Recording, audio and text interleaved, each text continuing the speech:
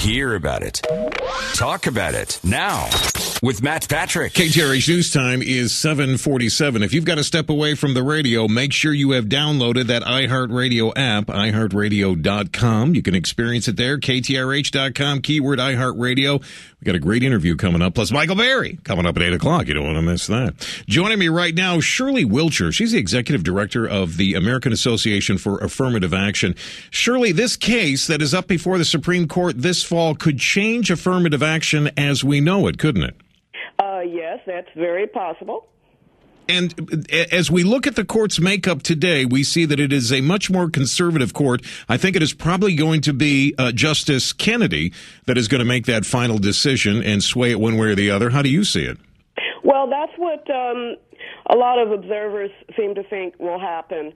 There's also the possibility that one of the other justices who was just appointed actually will recuse herself. And so it's, and she, one would think would have voted in favor of the University of Texas. So it's going to make for an interesting case. Yeah, Justice Kagan, who was Solicitor General under Obama, has suggested that she would probably recuse herself from this case. Abigail Fisher, who is white, has filed this lawsuit because she could not get into UT Austin. Has affirmative action run its course, in your opinion, Shirley? Are we done with this? Is it time to move on? No, as long as we have issues of equal opportunity and in education as well as employment and business, I think we've still got a ways to go. We still need affirmative action. But here we have a case of a young lady who was denied admissions, at least on its face, from UT because she is white. Isn't that a form of reverse discrimination? First of all, she was denied admission because of her own application. Whites were admitted. In fact, the University of Texas, of course, follows the Texas 10% program, in which the top 10% of students from all high schools in Texas are automatically admitted, and she didn't make that cut.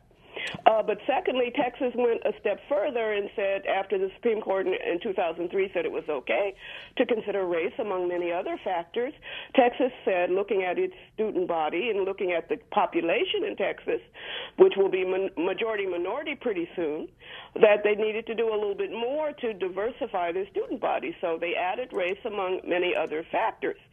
She has not proven, she or her colleague who also filed, have not proven that but for race they would have been admitted.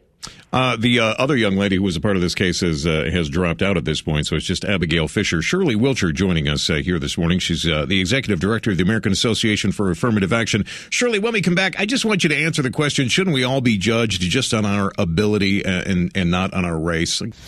Your Houston Morning News with Matt Patrick continues.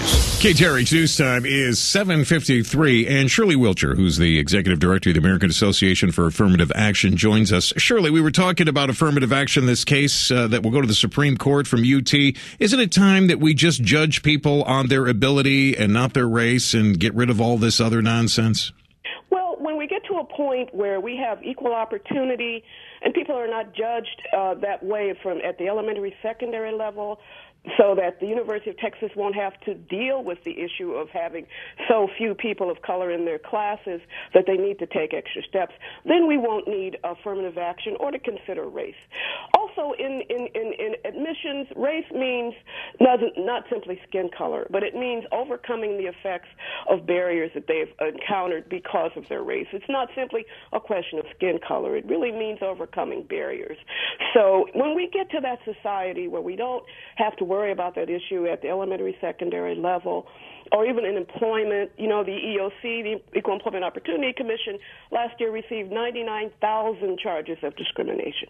When we get to a point where the EEOC is out of business, then I think we won't need affirmative action. All right, Shirley, thank you so much. We appreciate your time here this morning. Shirley Wilcher joining us, talking about affirmative action. The nation and Texas certainly will be watching that, and I'm sure of those 99,000 claims, not all of them were discrimination. I'm just saying.